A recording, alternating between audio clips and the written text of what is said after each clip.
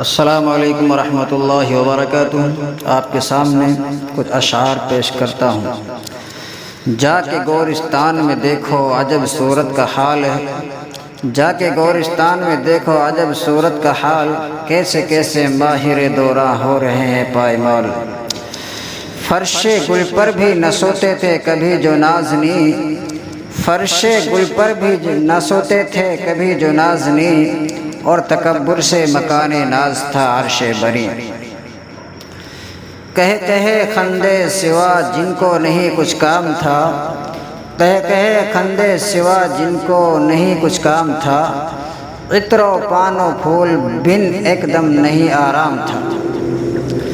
گل سا رخ و نرگس آنکھیں سیب سے بہتر ذقن، گل سا رخ و نرگس آنکھیں سیب سے بہتر ذقن، غیرت سنبھلتے کا کل اور تنے رش کے من۔ خاک میں ایک بارگی یوں مل گئے زیر زمیں، خاک میں ایک بارگی یوں مل گئے زیر زمیں، نام کو بھی کچھ نشاں جن کا کہیں باقی نہیں۔ رشتہ دندان تھے جو غیرت سل کے گہر،